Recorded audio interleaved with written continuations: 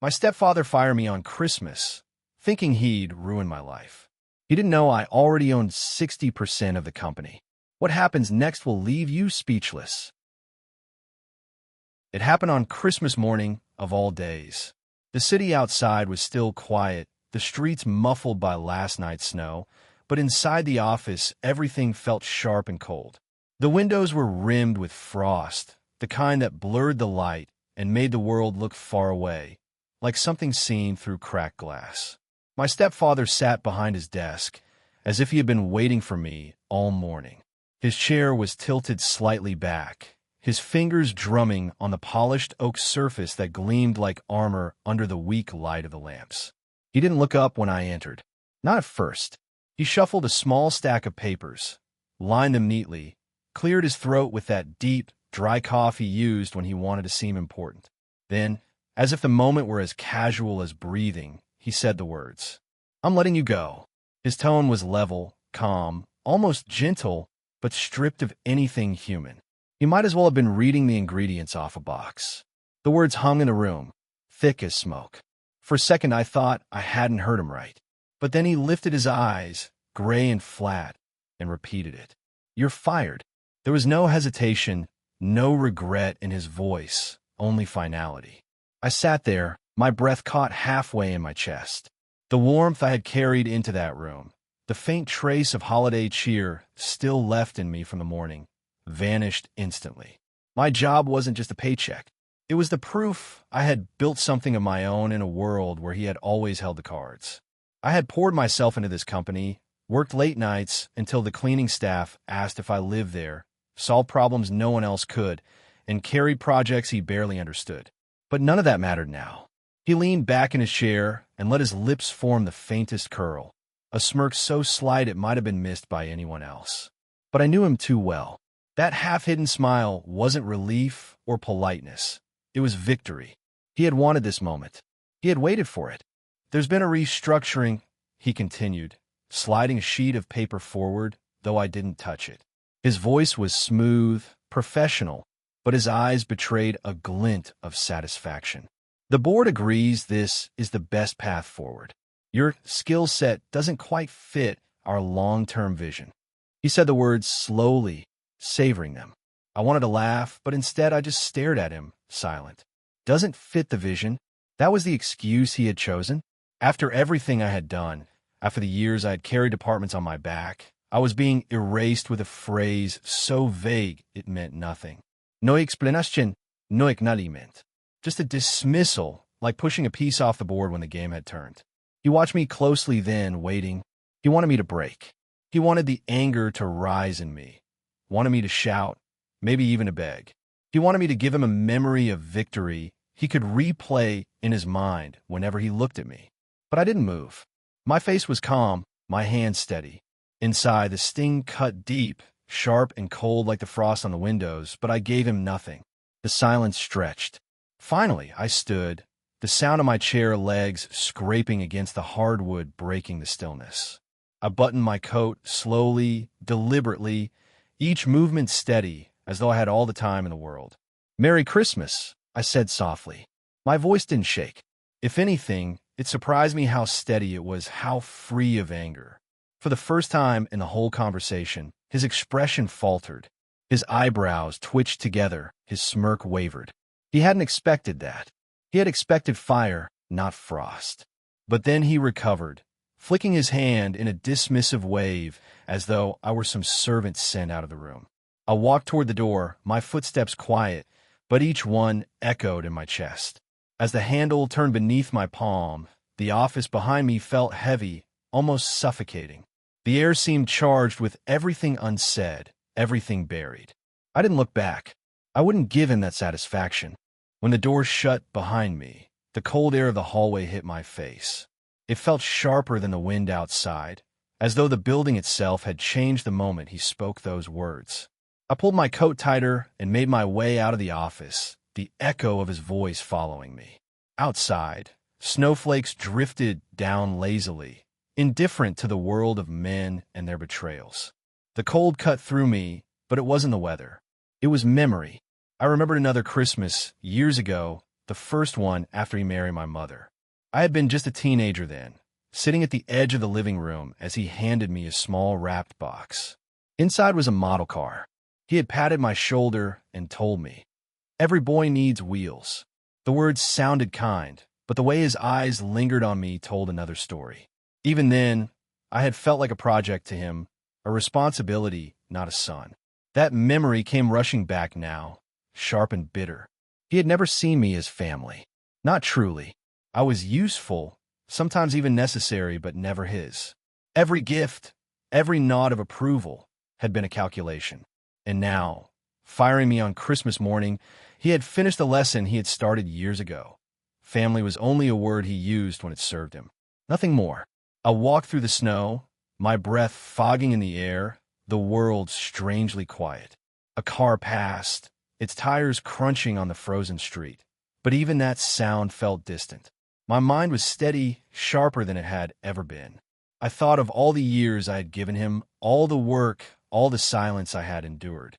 And I thought of how, in this moment, he believed he had won. He believed he had finally cut me out, erased me, made me small. But he was too late. Much too late. What he didn't know, what he couldn't even imagine, was that I had been preparing for this moment long before he ever dreamed of it.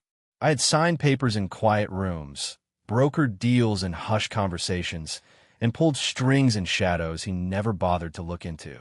While he strutted and smirked, I had been building something stronger, deeper, invisible to his eyes. By the time he fired me, the game was already mine. He thought he was cutting me out of his world.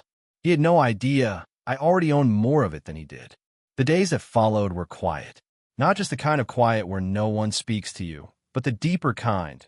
The silence that comes when you refuse to explain yourself, when you refuse to defend your own worth. I didn't call a single soul. I didn't reach out to colleagues. I didn't lean on old friends, and I didn't answer the questions that came trickling in through short, hesitant messages. Instead, I let the world around me believe what he wanted them to believe, that I'd been cut down, that I was finished, that I was no longer a part of the story. That was important. Silence can be sharper than words. I knew it then, and I know it now. Words can be twisted, arguments can be dismissed, but silence unsettles men like him. He thrived on control, on performance, on the spectacle of making others smaller. My absence from the stage gave him the illusion of triumph, but also left him wondering if I was nursing my wounds or plotting something unseen. The beauty of silence is that it gives nothing away. From what I heard, he walked through the halls of the company with the pride of a man who thought he had outplayed everyone. The very day after he fired me, he was making jokes in the break room with department heads, his voice carrying down the corridor like a trumpet announcing victory. "Trim the fat," he told them, his grin wide enough to show his teeth. Sometimes leadership means cleaning the house. Christmas or not. Some of them laughed politely, though not all. I had worked too closely with those men for too many years not to know when laughter rang false. A chuckle here, a forced smile there, but in their eyes I could see it, the unease. They knew how hard I had worked, how often I had covered mistakes that weren't mine, how often I'd taken a late shift when no one else would. My absence was not a relief to them, though none of them dared to say it. Fear has a way of choking the truth out of a man's throat. I stayed away physically, but not in spirit. My ears were everywhere. You see, he never understood that power doesn't always come from the men in suits, the ones seated at the polished tables with gold pens in their pockets. Sometimes power belongs to those who walk unseen. The drivers who shuttle executives from one meeting to another, the janitors who sweep after hours, the clerks who shuffle papers in silence. These men see everything, though no one sees them. And I had friends in those shadows. It started with Marco, a night guard I'd known since I was 19. He had once covered for me when I slept in the office during a project deadline. And from that night, we had a quiet friendship. "Your old man's been strutting again," he muttered one evening over the phone, his voice low and gravelly. Bragging like the place is already his kingdom. Then there was Samuel, the janitor who cleaned the executive floor. He told me of overheard conversations, of my stepfather's laughter echoing late into the night as he entertained smaller men eager to climb ladders. "He keeps saying you were weak," Samuel said once, shaking his head slowly, mop leaning against his shoulder. But the way he says it, too loud, too often, it's like he's trying to convince himself. Piece by piece, the picture formed. While he celebrated his so-called victory, walking taller, speaking louder, thinking himself untouchable, the ground beneath him was shifting. What he couldn't realize, was that power moves quietly before it moves loudly. At night, I sat by the fireplace, the flames soft against the silence of my house. I thought of the years I had given him, years that felt wasted and yet carved me into something sharper than before. My mind went back to when I was 18, fresh out of school, still naive enough to believe hard work alone could carve a path. I had begged him for a chance, just one chance, to prove myself. He gave me scraps, meaningless projects, the kind no one else wanted. I remember walking into his office one afternoon, project folder in my hand, explaining an idea I had worked on for weeks. He leaned back, arms crossed, a smirk tugging at his lips. "You think too small?" he said, tapping the folder once before sliding it back across the desk without even opening it. Later, I overheard him joking with another manager. "He's lucky I keep him around at all." Those words had burned then. They still burn now. Every insult he dressed as advice, every dismissal he hid behind a laugh, every glance that reminded me I was not his son but merely his wife's boy, all of it piled inside me like coals. They smoldered quietly, waiting for the right moment. But I did not burn outwardly. Not once. That was the difference between us. He moved with ego, loud and reckless, demanding the world see him as strong. I moved with patience, with a quiet understanding that storms don't announce themselves until they break. He thought that by firing me, he had silenced me forever. He thought the absence of my voice meant the absence of my will. What he couldn't know, was that silence itself was my weapon. Men like him fear silence because they cannot control it. They cannot measure it, cannot predict what might grow in the shadows it creates. Every day, I remained quiet. Every hour I refused to answer, I became larger in his mind, not smaller. His victory looked complete on the surface, but beneath it was fragile, paper thin. He didn't know I was already moving inside the walls of the house he thought he owned. The nights grew longer, colder. The fire by which I sat became a companion. Its crackle the only sound in rooms otherwise filled with thought. I could see his face clearly each night, the curl of his lip as he spoke the words, "You're fired." I replayed it, not in bitterness, but in clarity. I let the pain refine itself into resolve. And still I stayed silent, not out of fear, but out of purpose. Silence was the storm he could not see. I didn't burn outwardly. I let it fuel me quietly. That was the difference between us. He moved with ego, while I moved with patience. When he fired me, he thought he had silenced me forever. He didn't know that silence was my weapon. He didn't know that while he was cutting me out, I was already in the walls of the house he thought he owned. I had been watching him for weeks, keeping my movements quiet, careful, deliberate. Every morning he strolled through the glass doors of the building with that same smug stride, shoulders pulled back, his polished shoes clicking against the marble floor as though each sound was a reminder that this empire belonged to him. He would nod at employees, joke with board members, and laugh as if he had already conquered the world. What he didn't know was that I was beneath the surface of his empire, digging, peeling away the layers, collecting every rotten truth he thought he had buried. The lies started to form a pattern. Contracts that led nowhere, expenses for trips that never happened, partnerships with companies that didn't exist. It was all there, scattered in dusty files and encrypted emails, hidden in signatures he thought no one would notice. I kept copies of everything. I didn't move against him yet. Not because I lacked courage, but because timing is a weapon sharper than any blade. Truth only hurts when dropped at the right moment, when the weight of it is too heavy for a man to stand beneath. Sometimes I found myself thinking back to the first time I noticed what he was capable of. I had been a college kid then, working part-time in the mailroom. My hands smelled of ink and paper dust, and I thought every document I carried up the stairs was a glimpse of something important, something larger than myself. One day, I opened an envelope by mistake, a contract addressed to him. The company name was clean on the page, bold in its lettering, but something about it felt wrong. I searched the name later, expecting to find an office, a website, something. There was nothing, not a trace. When I asked him about it, my voice had been cautious, almost trembling. He had looked at me with that smooth smile, the one that could disarm men far stronger than me back then. "You'll understand business one day," he said, chuckling as though I had asked about the weather. His voice was calm, almost kind, but beneath it I could hear the message, "Don't look again." I had smiled back, pretending to accept it, but inside, something hardened. Now, years later, I understood what he truly meant. Business, for him, wasn't about building. It was about taking, destroying, using people like bricks to climb higher, then discarding them once they were no longer useful. I realized then that he hadn't fired me because I was weak or careless.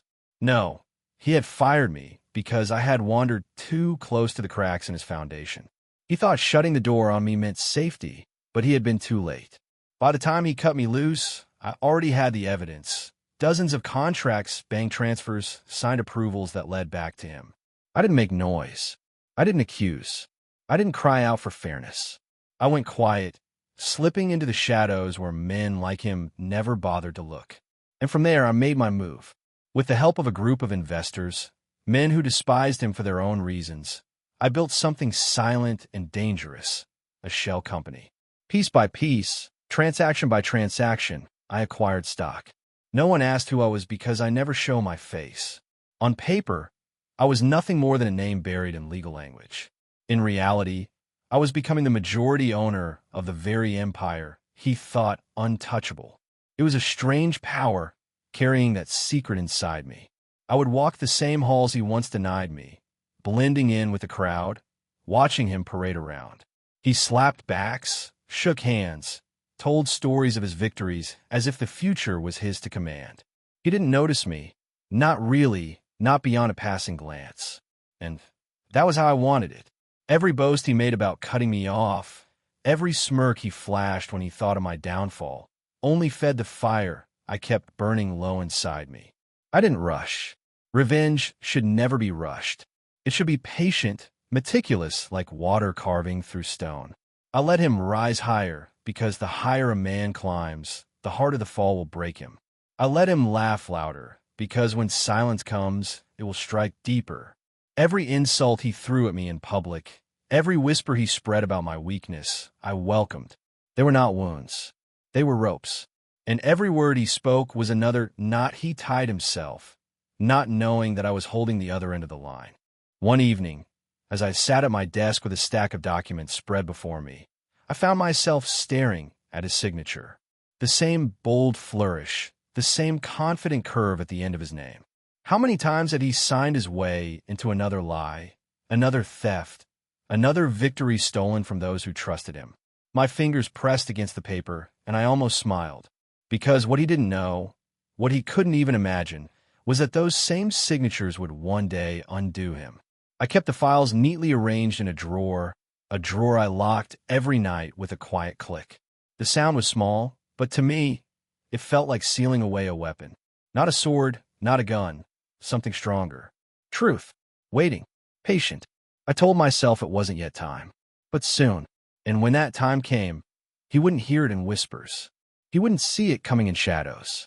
It would crash down in full daylight, when he least expected it, when he thought himself untouchable. Until then, I let him live inside his illusion, unaware that the ground beneath him had already begun to crack. And so I sat, watching, waiting, the knowledge burning like fire inside me. I didn't need a rush. The fall was already written. The only question was when. Every word he spoke against me was another rope tightening around his own neck. The day of the board meeting arrived, and the weight of it pressed into my chest like a steady hand. The building's glass doors reflected the gray morning sky as I stepped inside, my reflection sharp in the polished surface. I wore a new suit, navy, tailored, clean lines that caught the light as I moved. My tie was the color of steel, deliberate, unflinching. Every step down the marble lobby echoed with quiet certainty. I wasn't rushing. I wasn't hiding. I had waited for this moment with patience sharper than any blade. When the elevator doors slid open and I stepped onto the executive floor, the hum of conversation already filled the air. Assistants hurried past with stacks of files. Men in tailored jackets carried their phones like weapons, murmuring into them, faces tense with importance. To anyone watching, I was just another figure in a suit, another body heading into another meeting. And that was exactly how I wanted it. The boardroom doors loomed at the end of the hallway, tall and dark, polished oak that seemed to guard the very heart of the company. I placed my hand on the handle, steady, and pushed it open. The room inside was wide, a long table stretching like a battlefield, leather chairs pulled close, glasses of water glinting under the cold lights. The walls were lined with framed photographs of past triumphs, moments frozen in pride, faces of men who thought their power eternal. He was already there. My stepfather sat near the head of the table, one seat down from the chairman's place, as though he had already claimed the throne in his mind. He leaned back in his chair, a fresh suit on his shoulders, his watch gleaming as he adjusted his cuff. His smile was sharp, his voice booming as he told one of his stories to a man across from him, waving his hand like a king blessing his subjects. When his eyes brushed over me, he didn't flinch. He didn't even pause his story. To him, I was nothing more than background, a shadow in the corner of the room. And for a moment, I let him keep that illusion. I slid into my seat at the far end of the table. Calm, silent, invisible.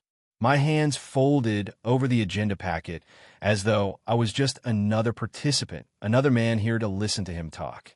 The voices around the table dimmed as the chairman cleared his throat. A hush spread like a ripple, papers rustling into place, pens set down. The chairman, an older man with silver hair and eyes that had seen too many battles of pride, lifted his glasses and spoke. His voice carried weight, each word chosen carefully. Gentlemen, he began, before we continue with today's agenda, there is a matter of importance that must be addressed. The majority shareholder has called for a new item of business. A small murmur went around the table. Heads turned, brows furrowed. My stepfather leaned forward with a smirk tugging at the corner of his mouth. He chuckled under his breath, shaking his head as though amused by a child's trick. The majority shareholder, he said, his tone thick with arrogance. Well, by all means, let's hear from this mysterious outsider. I hope he's prepared to learn how things really work here. His voice dripped with mockery, and the men around him chuckled softly, uncertain but eager to stay on his side. Then the chairman lifted a paper from the table and read the name aloud. My name. The sound of it cut through the room like a blade. The laughter stopped. The air itself seemed to freeze. My stepfather's face shifted in an instant. The smirk drained away. The color drained from his skin, leaving him pale, almost ghost-like. His mouth opened slightly, but no words came out. His eyes darted down the table, and for the first time truly saw me sitting there calm and unmoving. I met his gaze. I didn't blink. The silence stretched, heavy, until the chairman nodded toward me. The floor is yours. I rose slowly, the chair sliding back with a quiet scrape. My heartbeat was steady, not wild, not rushed. I felt the years of silence, the weight of all the nights I had been cast aside, all the times his voice had towered over mine. And I felt them vanish, one by one, as I stood taller. I will keep this brief, I said, my voice calm but carrying. As of last month, I acquired controlling interest in this company. 60%, to be exact. From this day forward, all major decisions will require my approval. A ripple of whispers broke out across the table, but I kept my eyes on him. He stared at me, his shoulders rigid, his breath caught in his throat. I saw it in his eyes, that desperate scramble of a man trying to understand how the ground beneath him had shifted without warning. He tried to laugh again, but it came out thin, brittle. This is some kind of joke, he muttered, his voice cracking as he leaned forward, his knuckles white against the table. You don't have that kind of money. You've never had that kind of money. I didn't flinch. You taught me many things, I said quietly, but you never taught me how to be careless. Every paper you signed, every deal you try to hide, Every arrogant decision. You left traces. And while you thought I was gone, I was building. I was waiting. I was preparing for this very moment. The chairman cleared his throat again. It's no joke. The documents have been verified. The controlling shares belong to him. His chair creaked as he leaned back, his shoulders sinking. His mouth hung half open, but no words followed. For the first time, the room didn't bend to his presence. No one rushed to agree with him. No one laughed at his half-jokes. The silence that filled the space was his defeat. I continued, not with anger, not with gloating, but with the weight of truth. This company has survived because of its people, not because of arrogance. From this point forward, it will be led with integrity. Every hidden paper, every buried deal, it's already in my hands. There will be no more lies. The words landed like stones. He lowered his gaze, his shoulders folding in on themselves as if the years of dominance had suddenly aged him in a single hour. I gathered my notes, straightened my jacket, and pushed my chair in. The men around the table watched me with wide eyes, but I didn't look at them. I didn't look at him again either. My steps were steady as I walked to the door. The boardroom was silent except for the sound of my footsteps. Outside, the hallway felt brighter, lighter, as though the walls themselves had released a long-held breath. I walked past the portraits of past leaders, but this time I didn't feel like a shadow passing by. I felt like I belonged. That Christmas, I sat alone by the fire in my home. Snow drifted past the windows in heavy flakes, blanketing the world in silence. The flames flickered warmly, their light dancing across the walls. I thought of my mother's face, the strength she carried, the boy I once was, and the years of silence I had endured. And then, slowly I smiled. Not with cruelty, not with triumph, but with peace. Because the truth had settled at last.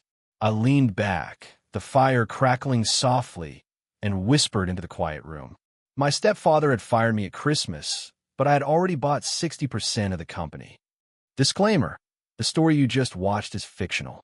It explores powerful themes of betrayal, ambition, and the dramatic consequences of underestimating a person's quiet determination. This narrative aims to highlight the importance of self-reliance, the power of a long-term plan, and the ultimate triumph over injustice.